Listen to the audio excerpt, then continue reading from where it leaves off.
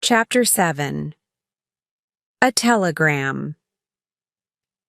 Summer and autumn passed. It was November. The weather was cold and wet. One afternoon, the March sisters were sitting in their living room. Meg looked out of the window. She watched the rain. "November is a terrible month," she said. "It is cold and wet. Nothing ever happens. Our lives are very boring, and we have no money." Amy was painting a picture. "One day I'll be a famous artist," she said. "I'll travel to Italy. I'll paint beautiful pictures. Then I'll sell the pictures, and we will have lots of money." "I'm going to write books," said Joe. "I'll be rich and famous too. That is my dream." "What is your dream, Beth?" "I'm very happy now," said Beth. "I shall stay at home with Marmee and Father." Meg looked out of the window again. Suddenly she said, "There's Laurie. He's coming to the front door." A few moments later, Laurie came into the room. He was holding a small envelope in his hand. He was worried and upset. "What is it, Laurie?" said Joe. "Is something wrong?" "Where is Mrs. March?" said Laurie. "I have come from the post office." Laurie held up the envelope. "This is a telegram for your mother. It's from Washington," he said. At that moment, Mrs. March came into the room. Laurie gave her the telegram. Mrs. March opened it and she read it quickly. Then she sat down in a chair. Her face was white. "I must go to Washington," said Mrs. March. "I will go on the train tomorrow morning. Joe, run to the post office. Send a telegram to the hospital. Send this reply: I will come immediately. Meg, Beth, Amy, come and help me. I have to pack my case." The three girls started to help their mother. Joe put on her hat and she went out. Laurie went home. Mrs. March went to her desk in the living room. She opened a drawer. There was some money in the drawer. She looked at the money. There was not very much. "I have to buy a train ticket," she thought. "Will the girls have enough money for food?" A few minutes later, there was a knock on the front door. Meg opened the door. Old Mr. Lawrence and Mr. Brooke, Laurie's teacher, were standing outside. "Laurie told us the bad news about your father," said Mr. Lawrence. "I'm very sorry. Will your mother go to Washington?" "Yes," said Meg. "She will go to Washington tomorrow morning." "She must not go alone," said Mr. Lawrence. "A friend must go with her. I'm an old man. I am not strong. I can't go with her. But John Brooke is a young man. He can go to Washington with your mother." Mr. Brooke looked at Meg, and he smiled. His face was very kind. "Don't worry about your mother," he said. "I'll take care of her." Meg was very pleased. "Thank you very, very much," she said. Soon everything was ready for Mrs. March's journey. Evening came, but Joe had not returned. Mrs. March was worried. "Where is Joe?" she said. "It's very late." At last Joe came home. She walked into the kitchen and she put some money on the table. "This money is for your journey, Marmee," she said. Mrs. March looked at the money. Then she looked at Joe. She was very surprised. $25, she said. "Joe, where did you get this money?" Joe did not answer. She took off her hat. Everybody looked at her. Joe's hair was very short. "Your hair! Your beautiful red hair!" said Meg. "Oh, Joe, what have you done?" "Many women want long red hair," said Joe. I went to the barber's shop. The barber cut my hair. Then I sold him my hair. He gave me $25 for it. I wanted to help Marmee and Father." Tears fell from Mrs. March's eyes. "Joe, you are good and kind," she said. That night, Meg and Joe could not sleep. Joe was thinking about her hair. Meg was thinking about Mr. Brooke. Both girls were worrying about their father. The next morning, Mr. Lawrence's carriage came to the Marches' house. Mr. Brooke was sitting inside the carriage. Mrs. March kissed her daughters and she said goodbye. Then she got into the carriage. The sun shone on the sad faces of the March sisters. "Goodbye, dear Marmee," they said.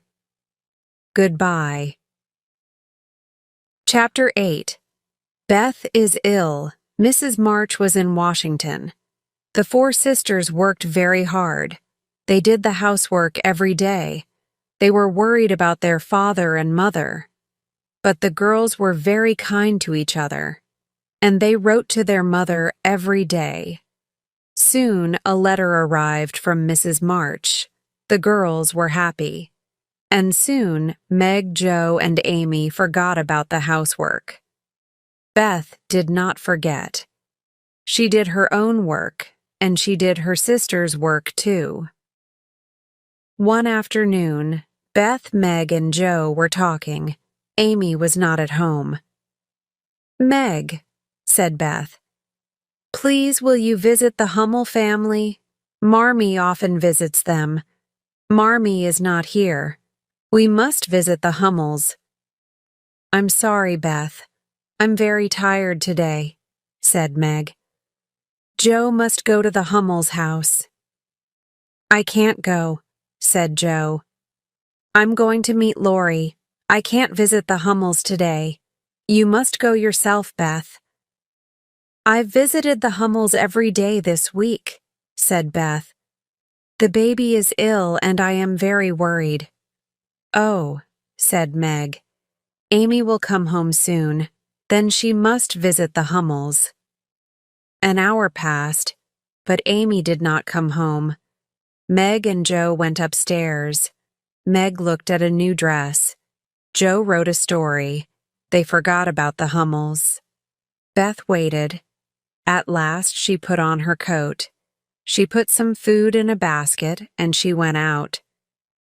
Meg and Joe did not see her leaving. Later Beth returned. She did not speak to anybody. She went upstairs to her mother's bedroom, and she shut the door. An hour later, Joe found Beth. Beth was sitting on her mother's bed. Her face was white, and she was crying. She was holding a bottle of medicine. "What is wrong?" Joe asked. "Oh, Joe, the baby is dead," said Beth. "Which baby?" asked Joe. "The Hummel baby," replied Beth. "I went to the Hummel's house this afternoon. The baby was very ill. Mrs. Hummel went to get the doctor. I held the baby in my arms, but it died." "Oh, Beth, that is terrible," said Joe. "What happened next?" "Mrs. Hummel came back with the doctor," said Beth. The doctor looked at the baby. He said, "This baby had scarlet fever." "Scarlet fever?" said Joe. "Yes," Beth said. "The doctor gave me this medicine. He said, 'Go home immediately. Drink some of this.' And now I have a headache and I'm very hot." Suddenly, Joe was afraid. "Has Beth got scarlet fever?" she thought. "It is a very dangerous illness." "Don't worry, Beth," Joe said. "I'll tell Meg. We will get Marmee's doctor." Meg was very worried. "Beth went to the Hummel's house every day," she said to Joe. "We must get Dr. Bangs immediately." Dr. Bangs came and he looked at Beth. Then the doctor spoke to Meg and Joe. Beth has scarlet fever, he said. Who will take care of her? We will, said Meg. Joe and I have had scarlet fever. We are safe. Has Amy had scarlet fever? Asked Dr. Bangs. Amy hasn't had the fever, replied Meg. She will not be safe here. She must stay with Father's aunt, Aunt March. Good, said Dr. Bangs. Take care of Beth. I'll come again tomorrow. The doctor left the house. Joe spoke to Meg. We must write to Marmee, she said. We must tell her about Beth. No, said Meg. Marmee is taking care of Father. She can't come home now. Marmee must stay in Washington. We must not tell her about Beth. Joe started to cry. Washington is many miles away, she said. We were wrong, Meg. We didn't visit the Hummels. Beth went there every day. And now she has scarlet fever. Oh, Meg, what are we going to do? Meg put her arms round Joe. Don't cry, Joe, she said. Beth has scarlet fever, but she will get better soon. Now we must take care of her. The next day, Amy went to Aunt March's house. Meg and Joe took care of Beth. Chapter 9. News from Washington. Beth was very ill. The days passed and she did not get better. Beth could not eat. She slept for many hours. Sometimes she was awake, but she could not remember things. Sometimes she called Joe, Meg. Sometimes she called Meg, Joe. Beth said her mother's name again and again. Joe and Meg were worried and afraid. One morning the two girls were talking. Let's send a telegram to Marmee, said Joe. Let's tell her about Beth now. Then she will come home.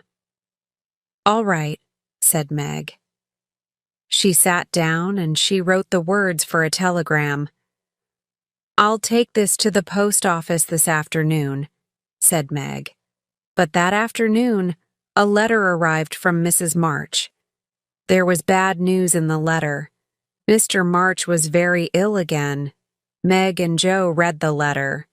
They looked at each other.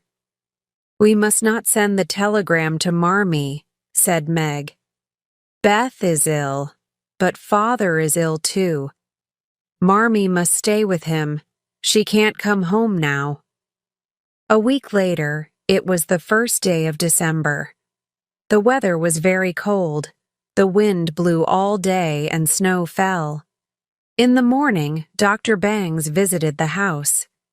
He looked at Beth for a long time. Then he spoke to Meg and Joe. Beth is very, very ill, he said. Your mother must come home immediately. I will come back tonight. Meg, said Joe, we must send the telegram to Marmee. Joe put on her coat and hat and she ran outside. Laurie was walking towards the house. He was holding a letter in his hand. He was very happy and excited. I have good news, he said. This letter is from John Brooke. Your father is getting better now. But what's wrong, Joe? Where are you going? I'm going to send a telegram to Marmee, replied Joe. Dr. Bangs visited Beth. She is very, very ill. Joe started to cry. Laurie held Joe's hand. Dear Joe, he said, Grandfather and I will always help you. Please remember that. Yes, said Joe. You are our good friends. Thank you very much. I must tell you something, said Laurie. Last week, Grandfather and I were talking about Beth. We were very worried about her. We sent a telegram to your mother. We told her about Beth's illness. Today, I received this letter from John Brooke. Your mother will be here early tomorrow morning. Then everything will be all right." Jo was happy again. She stopped crying. "Lori," she said, "you're a wonderful friend. Thank you." Jo ran inside the house. She told Meg the good news. Meg was very happy too. The afternoon passed slowly. Beth lay in her bed. Her eyes were closed. She did not eat or speak. Sometimes she drank some water. Meg and Jo sat by her bed.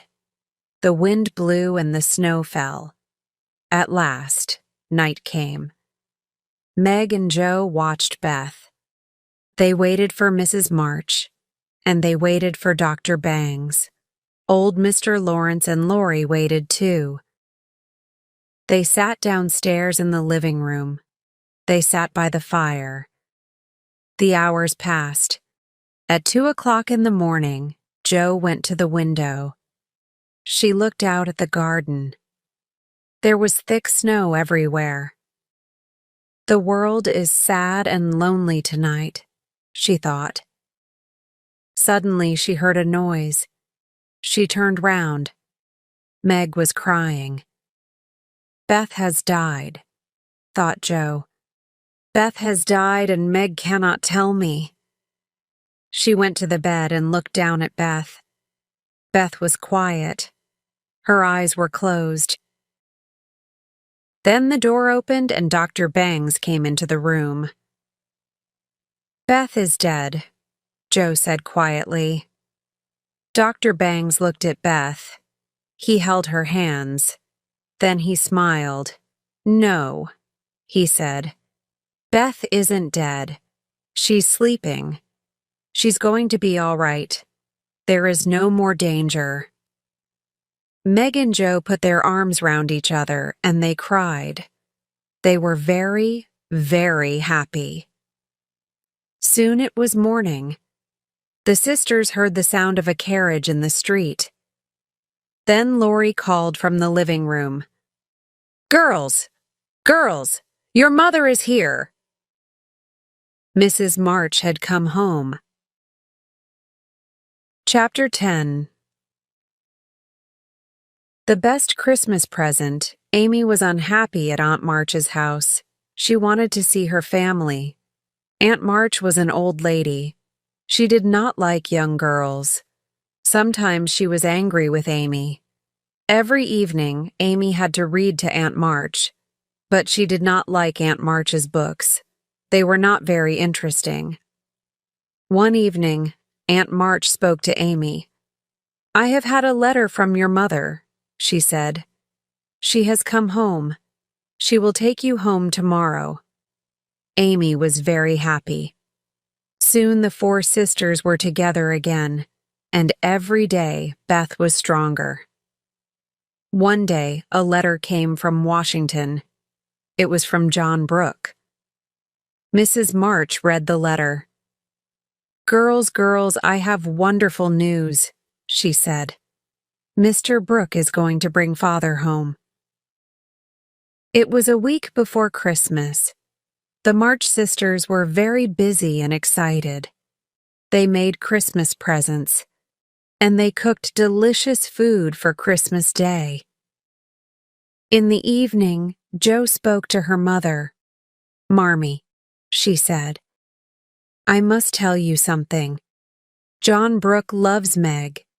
In the summer, Meg lost a glove. John Brooke found it, and he put it in his pocket. Isn't that terrible, Marmee?" "Why is it terrible?" asked Mrs. March. "John Brooke will marry Meg," replied Jo. "He'll take her away from us." "Listen, Jo," said Mrs. March. "John Brooke is a good young man. He was very kind and helpful in Washington." "John Brooke must not marry Meg," Jo said. "Meg must not marry a poor man." "Money is not important," replied Mrs. March. "John is good and kind. He loves Meg very much, but Meg is young. She is only 17. They must wait." Please don't be sad, Joe, Mrs. March said. One day you will leave this house too. You will meet a good man and you will marry him. No, Mother, cried Joe. I'll never marry anybody. I want to be a famous writer. At last it was Christmas Day. Everybody had some presents. Everybody was happy. In the afternoon, Laurie and old Mr. Lawrence came to the Marches' house. They brought presents. Everybody talked and everybody laughed. Then somebody knocked at the front door. Laurie went to the door. A moment later, he came back into the living room. He was very excited. Here is another Christmas present for the March family, he said. A tall man was standing behind Laurie. Everybody looked at the man. For a moment, they did not speak. Then the girls shouted together, "Father!" All the sisters ran to their father. They put their arms round him. Everybody was talking and crying. "This is the best Christmas present," said Amy. Then another man came into the room. It was John Brooke. Meg ran towards him. "I'm very happy to see you, John," she said. "Thank you. You have brought Father home to us." Later, everybody ate Christmas dinner. Then the Lawrences and John Brooke went home. The March family sat by the fire. Mr. March looked at the faces of his 4 happy daughters. "My dears," he said, "this year has been very long and difficult. You had to work very hard. I left home and you were girls. Now you have grown up. You are 4 fine women." Chapter 11. A Happy Ending. The Marches were together again. Every day, Mr. March and Beth were stronger. Laurie and old Mr. Lawrence often visited the Marches, but John Brooke did not come with them. Meg was sad. She wanted to see John very much. "I don't understand," she thought. "Why doesn't John visit us?" One afternoon, Meg and Joe were talking. Joe saw an umbrella by the front door. "Whose umbrella is that?" she asked. "I've never seen it before." "It's John Brooke's umbrella," replied Meg. "He left it here on Christmas Day. He has forgotten it." "Meg," said Joe, "do you like John Brooke? Do you love him? Are you going to marry him?" "No, no," Meg said. "I'm too young for marriage. Please don't ask me these questions, Joe." "Then you don't love him," said Joe. "Oh, I don't know," said Meg. Joe looked out of the window.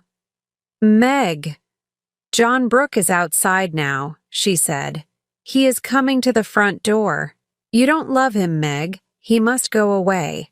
Please tell him." Meg ran to the stairs. She wanted to hide in her bedroom, but it was too late. John Brooke came into the house. "Good afternoon," John said.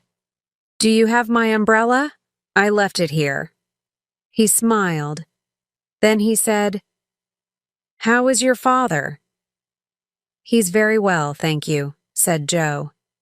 "We'll bring him." Joe went upstairs and Meg started to follow, but John Brooke stopped her. "Please don't go, Meg," he said. "I must say something to you." "Oh," said Meg. "Let's talk in the living room." John and Meg went into the living room. Meg sat down and John Brooke sat beside her. He held her hand. "Dearest Meg," he said, "I love you. I am poor, but I can work hard. I can make a good home for you. Please, Meg, will you be my wife?" At first, Meg did not speak. Then she said, "I don't know, John." "Please, Meg," said John Brooke. "Will you marry me?" Suddenly, the door opened and Aunt March came into the room. Meg and John were very surprised. Aunt March was surprised too. "Good afternoon, Meg," she said. "Where is your father?" Then she looked at John Brooke. "Who is this young man?" "Aunt March, this is John Brooke," Meg said. "John is father's friend." "John Brooke," said Aunt March. "Why are you here, young man? What are you talking about?" "Aunt March," said Meg quietly, "John Brooke wants to marry me." Aunt March looked angrily at John Brooke. Then she said, "Young man, Mrs. March has spoken about you. You are poor. You have no money. Meg must marry a man with money." Meg was very angry. "Aunt March," she said, "John is poor, but he is a good man and I love him." John Brooke smiled and his eyes were bright. "Dearest Meg," he said, "do you love me? Will you marry me?" "Yes, I will," said Meg. "Meg," said Aunt March, "you are a very foolish girl. You will never get any money from me. Goodbye." She turned round and went quickly out of the room. Meg and John told the March family their good news. "It's wonderful news," said Mr. and Mrs. March. "Congratulations!" "Congratulations," said Amy and Beth together. Jo said nothing. She was not happy. Later, Laurie and Mr. Lawrence came to the house. They congratulated Meg and John, but Laurie looked at Jo's face. "What's wrong, Jo?" asked Laurie. "Aren't you happy?" "No," said Jo. "Meg is my dear sister and my dear friend. Now John Brooke will take her away." "Jo," said Laurie, "you love Meg. She is your sister. But John loves her too. Meg will be happy with John. And Jo, I'll always be your friend." "That's true," said Jo. "Thank you, Laurie." Jo looked round the room. She looked at her family. Mr. and Mrs. March were talking together. Amy was sitting on the floor near Meg and John. Beth was talking to old Mr. Lawrence. Suddenly, Jo was not sad anymore. She turned to Laurie. "You are right, Laurie," she said. "One day Meg will marry John, but she will always be my sister. We will always love each other." "That's right, Jo," said Laurie. Jo went over to Meg.